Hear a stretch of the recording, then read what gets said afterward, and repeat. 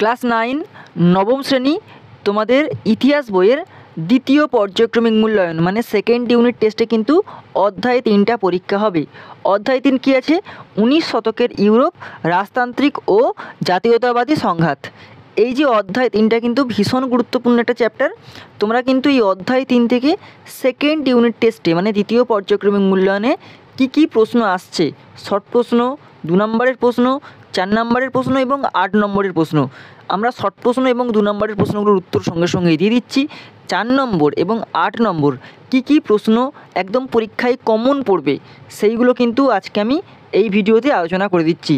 চ্যানেলে কিন্তু এরকম পরপর সমস্ত বিষয়ের ভিডিও পাওয়ার জন্য তোমরা কিন্তু অবশ্যই চ্যানেলটি সাবস্ক্রাইব করে রাখো এবং পাশে থাকা বেল আইকনটা কিন্তু প্রেস করে রাখো। চলে আসছি আমরা এই অধ্যায় 3 অর্থাৎ 19 শতকের ইউরোপের রাজতান্ত্রিক ও জাতীয়তাবাদী সংঘাত থেকে কী প্রশ্ন আসছে। দেখো আমরা প্রথমে চলে আসি শর্ট প্রশ্নতে। দেখো শর্ট প্রশ্ন প্রথমে দেখতে পাচ্ছ যে মেটারনিক এর প্রধানমন্ত্রী ছিলেন। এটা 1 নম্বর প্রশ্ন দেখো কী দিয়েছি, মেটারনিক প্রধানমন্ত্রী ছিলেন কার? না অস্ট্রিয়ার। দেখতে পাচ্ছ অস্ট্রিয়া দাগ মেরে যাচ্ছে এখানে। 2 নম্বর ক্যাসলারি প্রধানমন্ত্রী ছিলেন, এটা হচ্ছে কি ইংল্যান্ডের। তাহলে ক্যাসলার। 2 নম্বর দেখো কাসালরি প্রধানমন্ত্রী ছিলেন, এটা কার? না ইংল্যান্ডের। দেখতে পাচ্ছ 3 নম্বর দেখো রাশিয়ার জার ছিলেন প্রথম আলেকজান্ডার, এটাও কিন্তু ভীষণ গুরুত্বপূর্ণ। ওকে, কূটনীতির জাদুঘর বলা হয় মেটারনিককে। 10ম চার্লস ছিলেন অষ্টাদশ লুইয়ের ভাতা। ভৌগোলিক সংজ্ঞা বলা হতো ইটালিকে। লাল কোর্তা বাহিনী নায়ক ছিলেন গ্যারিবন্ডি। এবার চলে আসো, বিসমার্ক ছিলেন কিন্তু প্রাশিয়ার প্রধানমন্ত্রী। 9 নম্বর ইউরোপের রুগ্ন ব্যক্তি বলা হতো তুরস্ককে। কিন্তু তুরস্ককে। মুক্তিদাতা 10 নম্বর মুক্তিদাতা যারা বলা হয় দ্বিতীয় আলেকজান্ডারকে। ওকে, এবার চলে আসো, কাকে ইটালির ঐক্য আন্দোলনের মস্তিষ্ক বলা হয়? দেখো কাকে ইতালির ঐক্য আন্দোলনের মস্তিষ্ক বলা হয়? উত্তর হবে ক্যাপুরকে। এবার দেখো প্রশ্নের মান 2 অর্থাৎ 2 নম্বরের প্রশ্নে আমরা কী দেখতে পাচ্ছি। প্রথমেই যে প্রশ্ন দেখতে পাচ্ছি দেখো 4 প্রধান বলতে কী বোঝো। দেখো ইউরোপের সব দেশের রাষ্ট্রপ্রধান এই সম্মেলনে উপস্থিত থাকলেও নেপোলিয়নের পতনের বিশিষ্ট ভূমিকা গ্রহণকারী 4টি রাষ্ট্র অস্ট্রিয়া, রাশিয়া, প্রাশিয়া ও ইংল্যান্ড এই সম্মেলনের প্রধান ভূমিকা গ্রহণ করে। তাহলে কোন রাষ্ট্র? অস্ট্রিয়া, রাশিয়া, প্রাশিয়া আর ইংল্যান্ড, এই 4টে হচ্ছে রাষ্ট্র যারা প্রধান ভূমিকা পালন করেছিল। ঠিক আছে, এই 4 শক্তিকে হচ্ছে 4 প্রধান বা বিগ ফোর নামে পরিচিত। ওকে, পরের যে প্রশ্ন দেখতে পাচ্ছি দেখো আমরা যে ভিয়েনা সম্মেলনের 3টি নীতি কী দেখো। ইউরোপের পুনর্গঠনের উদ্দেশ্যে ভিয়েনা সম্মেলনের নেতৃবর্গ প্রধান নীতি গ্রহণ করেন। ইউরোপের পুনর্গঠনের উদ্দেশ্যে ভিয়েনা সম্মেলনের নেতৃবর্গ প্রধানত 3টি নীতি গ্রহণ করেছিলেন। এই নীতিগুলো কী? একটা হচ্ছে কি ন্যায্য অধিকার নীতি, 2 নম্বর হচ্ছে কি ক্ষতিপূরণ নীতি আর 3 নম্বর হচ্ছে কি শক্তি সাম্য নীতি। ওকে, এবার চলে আসো 3 নম্বর যে প্রশ্ন দেখতে পাচ্ছি আমরা যে জাতীয়তাবাদ বলতে কী বোঝো। দেখো মানব জাতির ক্রমবিবর্তনের ইতিহাসে জাতীয়তাবাদ একটি মহান আদর্শরূপে পরিচিত। জাতীয়তাবাদের উদ্ভব হয় নিজের দেশ ও জাতির প্রতি ভালোবাসা থেকে। জাতীয়তাবাদ একটি ভাবগত ধারণা, কোনো একটি সমাজের মধ্য বংশ, ভাষা, ধর্ম, ঐতিহ্য, সংস্কৃতি ইত্যাদি কারণে ঐক্যবোধ সৃষ্টি হওয়ার ফলে যে স্বাধীন রাষ্ট্র গঠনের জন্য রাজনৈতিক আদর্শ গড়ে ওঠে, তখন সেই আদর্শকে আমরা জাতীয়তাবাদ বলবো। ওকে, এবার চলে আসো এরপরে যে প্রশ্নটা ভীষণ গুরুত্বপূর্ণ। প্রতিটা প্রশ্ন কিন্তু কমন প্রশ্ন, বারবার বলছি এইগুলো কিন্তু 2 নম্বরের আসতেই চলেছে। দেখবে তোমরা প্রশ্ন যখন হাতে পাবে, দেখবে এই প্রশ্নগুলো যখন দেখতে পাচ্ছ তোমরা কিন্তু আমাকে কাছে লাইক এবং কমেন্টসকে জানাবে যে হ্যাঁ এই প্রশ্নগুলো এসছে। 4 নম্বর দেখো রিসচিমেন্টো কি? ভীষণ গুরুত্বপূর্ণ। রিসচিমেন্টো শব্দের অর্থ হচ্ছে নবজাগরণ বা পুনর্জাগরণ।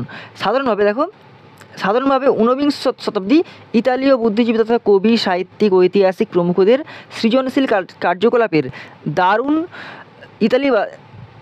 ইতালিবাসীর চেতনা তথা ভাবজগতে যে আলোড়ন সৃষ্টি হয়েছিল তা ইতালির জাতীয় আন্দোলনের ইতিহাসে রিসচিমেন্টো নামে পরিচিত। পরেরটা জুলাই রাজতন্ত্র কী? দেখো জুলাই রাজতন্ত্র কী? জুলাই রাজতন্ত্র কী? এটা হবে 1830 সালে জুলাই মাসে ফ্রান্সে যে বিপ্লব সংঘটিত হয় তার ফলে আর্লিয়েন্স বংশের 2 ফিলিপস সিংহাসনে বসেন। জুলাই মাসে বিপ্লবের ফলে এই রাজতন্ত্র প্রতিষ্ঠিত হয়। এই কারণে এই রাজতন্ত্র জুলাই রাজতন্ত্র বা জুলাই মনার্কি নামে পরিচিত। বুর্জুয়াদের প্রাধান্যের জন্য এই রাজতন্ত্রকে বুর্জুয়া রাজতন্ত্র বলা হয়। তাহলে জুলাই রাজতন্ত্রকে কিন্তু বুর্জুয়া রাজতন্ত্র বলা হয়। 1848 সালে ফেব্রুয়ারির বিপ্লবের ফলে জুলাই রাজতন্ত্রের অবসান ঘটে। এর ফলে ফ্রান্সে প্রজাতন্ত্র প্রতিষ্ঠিত হয়। ওকে, পরের প্রশ্ন দেখো 6 নম্বর যে প্রশ্ন দেখো, জোরভেরাইন টিকা, এটাও কিন্তু 2 নম্বরের আসতে পারে, আবার 4 নম্বরেরও আসতে পারে। ওকে,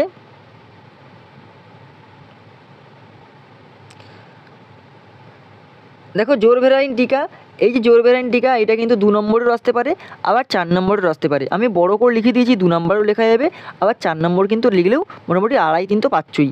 দেখো জোরভেরাইন কি? জোরভেরাইন হলো প্রাশিয়ার নেতৃত্বে প্রতিষ্ঠিত একটি শুল্ক সংঘ। জার্মান অর্থনীতিবিদ ম্যাজেনের উদ্যোগে এই প্রাশিয়ার নেতৃত্বে 1819 খ্রিস্টাব্দে এটি প্রতিষ্ঠিত হয়। আগে বিভিন্ন জার্মান রাজ্য নানা ধরনের আমদানি ও রপ্তানি শুল্ক প্রচলিত ছিল। এতে ব্যবসা বাণিজ্য ক্ষেত্রে একটা নানা অসুবিধা দেখা দিত। নবগঠিত এই শুল্ক সঙ্গে যোগদানকারীদের রাজ্যগুলি নানা বিনা শুল্কে নামমাত্র শুল্কে নিজেদের মধ্যে অবাধ বাণিজ্য চালাতো এবং এর ফলে বাণিজ্যিক দিক থেকে তারা যথেষ্ট লাভবান হয়। তাহলে মূলত অর্থনৈতিক উদ্দেশ্যে গঠিত হলেও এর রাজনৈতিক গুরুত্ব ছিল অপরিসীম। জার্মানির বিভিন্ন রাজ্যের মধ্যে পারস্পরিক আদান প্রদান ও যোগাযোগের ফলে তাদের মধ্যে ঐক্যবদ্ধ বৃদ্ধি পায়।